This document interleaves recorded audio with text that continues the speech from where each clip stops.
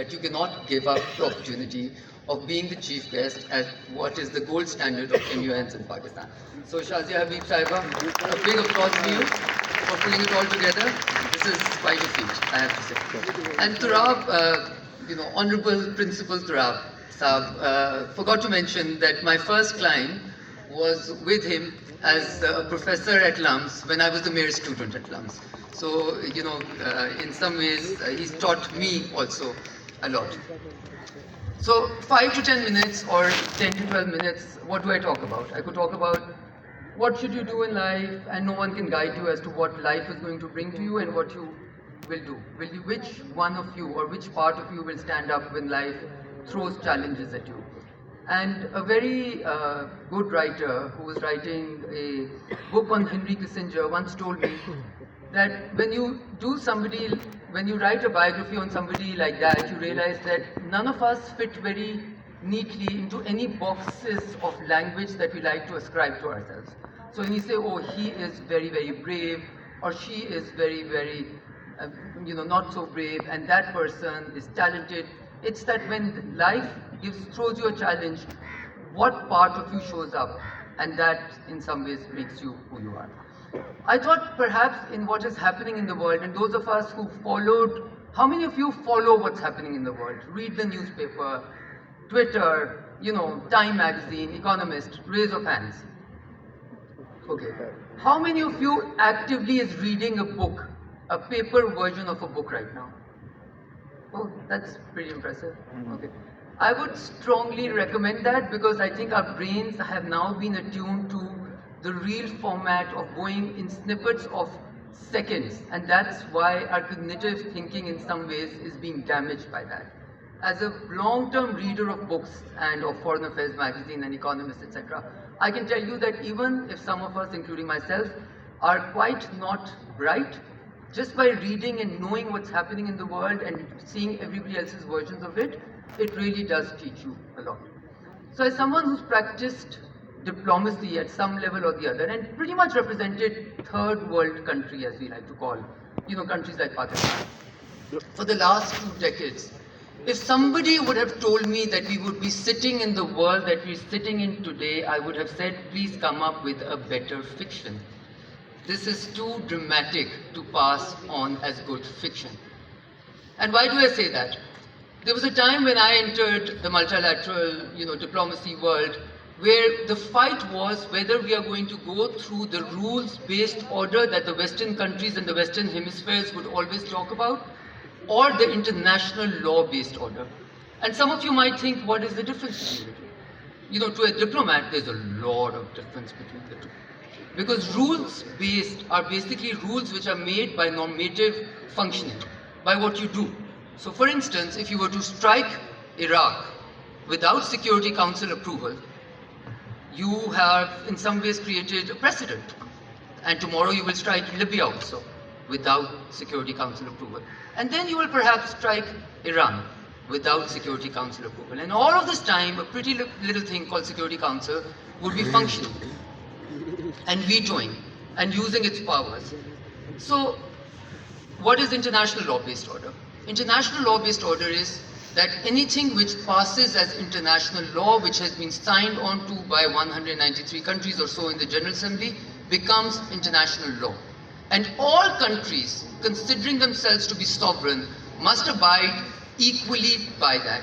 Whether you're a nuclear power or not, whether you're a country of 220 million people or 1.2 billion people or 20,000, as a sovereign equal, you all abide by the same precincts of international law. So the fight, as I said, in the older, nicer days used to be, should it be rules-based order, should it be international law-based order? And we used to think that that was the fight. You know what the fight is today? Today, we are living through a very, very interesting era. Because this order, what we call order, if I were to ask, okay, what defines order? What defines order at Atchison College? If each one of you today decide to, some of us, you decide that because you can, because you're powerful, you can jump up to the stage and sit right next to the principal, that would be disorderly, right? All of you have to somewhat be, consider yourself to be equal. So in many ways, order is when everybody agrees to, by and large, abide by certain rules, regulations, laws. And your abiding by it determines how effective that is. Today, the world that we're living in is a world in which might is right. If you're powerful, you can break all rules and, just get away with it because you can. As someone very smart once said, that the powerful will do what they will and the weak must suffer. The weak will suffer what they must. That's not the world that we signed on to after 1945 order that we tried to, the multilateral order that came into the world. And that too, that order was based on reality as it existed, not so much on sovereign equality. Because this is MUN, let me just speak a little bit about the UN. Just like 2 minutes. In the UN, there's this thing called the General Assembly. Many of you know what a General Assembly is? So General Assembly is that all of us have equal space, equal vote, equal rights. We are all sovereign equals in some ways. So if we were supposed to decide on a matter as to what time this thing will end, the voting will be done by all of you, all of us, whether it's the principal or the chief guest, does not matter. Each one of us has an equal say in determining the future or determining what time this conference should end. That's how the General Assembly votes. So it respects sovereign equality. But then you have perhaps the most important body of the United Nations, which is the Security Council. Absolutely. And what is the Security Council responsible for? Security concerns. President Trump would say war, but I would say peace and security. Because he just renamed his Defense Department the Department of War. Okay, so that's what we're looking at. The Defense Department no longer exists. It is called the Department of War. So in some ways we're going through the throes of what could be called de-civilization or de-order or unorder or whatever nomenclature you may want to use for it. In the Security Council, in many ways, it was accepting the world as it was rather than the world that we wish to be. The world that we wish to be is the General Assembly, where we post-Westphalian order of sovereign equality is respected, and we say whether you're an island state of 20,000 people, or you're a China of 1.2 billion people, or an India of 1+ billion, or a Pakistan, or a United States of America, we all have sovereign equality. We all matter equally in the eyes of managing the world and in the eyes of law. But in the Security Council, we say no. Some of us are far more powerful. Some of us have nuclear weapons, and some of us have just won the war.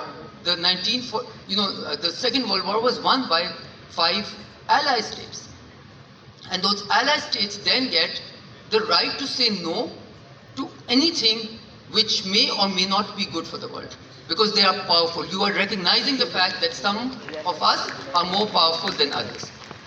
Interestingly, how many members are there in the Security Council? 15. 15. Absolutely. How many of them are elected? 5, 10. Oh guys, you need to know your UN better. 12. Okay, 12 are elected and 5 are what we call the P5, the permanent 5. Now the P5 have this important and an interesting and a unique ability to just veto pretty much everything. So for instance, let's look through the crises that we've seen, not in my lifetime, but in your lifetime. You've seen the Palestinian crisis, the war in Gaza recently. Do you know how many times the United States of America has used veto to say no to ceasefire in the Security Council? The number over the last many decades goes into hundreds, not even tens. Then, within this contemporary world, we had the crisis in Ukraine.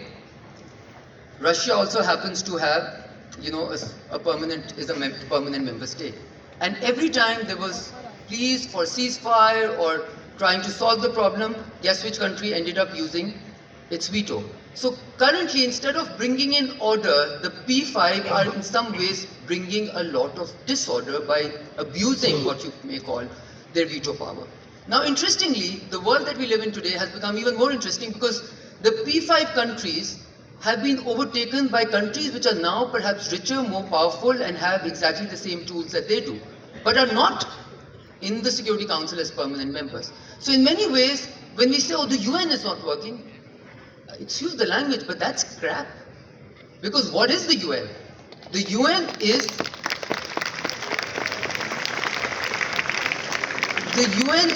a representative body where the decisions are taken by states, by member states. And if the member states themselves decide to bring on an axe and break down the structures of the UN, what is the UN then?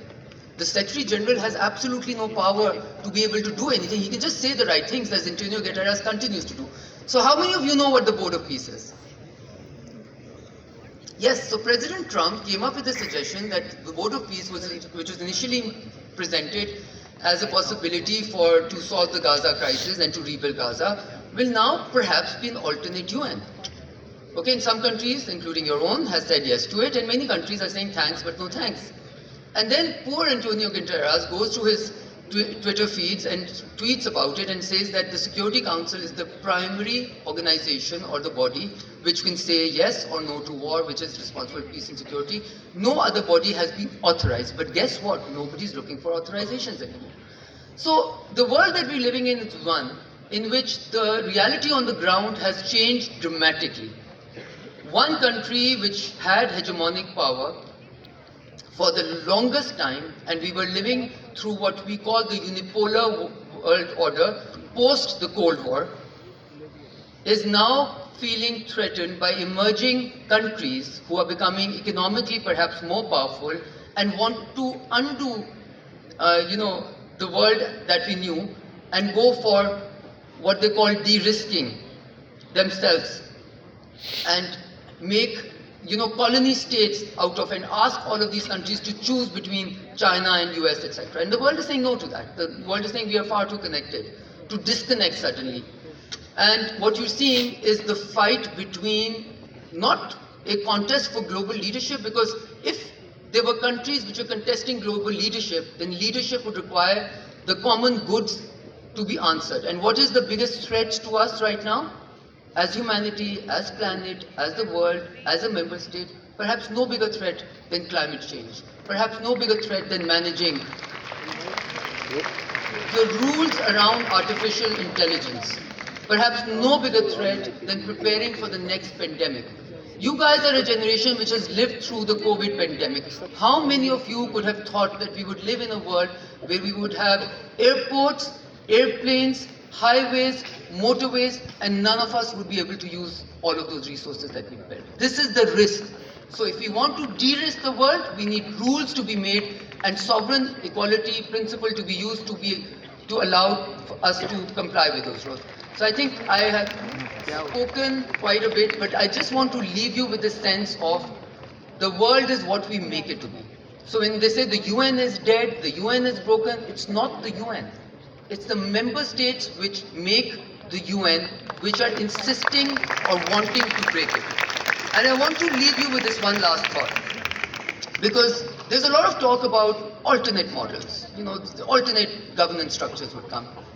As someone who has, negotiated on behalf of this country for many years, I can tell you, in order to make alternate models, you need most countries to be able to sit around a negotiating table and be able to manage dialogue, diplomacy, negotiation. Right now, those things are not the flavor of the month. So when we want to take an axe and break down the current order, let's make sure that we have something to replace it before we break down the last semblance of order. Because if this order goes, then what we're looking at is perhaps very similar to what we saw with India. That just because they can attack Pakistan, they will. And nobody came to our rescue but our own people, our own military, our own politicians, our own children. With the most fantastic memes, we showed to the world that we are dignified people who have the ability to win a war literally just by their wit and by their patience and by following the rules rather than breaking them. And that, to me, I think makes your generation one which has lived through a unifying moment for Pakistan. And that's a moment that my generation really didn't see. So let's just hope that you guys will be contributors to peace, security, normalcy, and respecting not only rules-based order but also international law-based order, both within your country and outside of it. And eventually you guys are going to be the people who become ambassadors of Pakistan for all.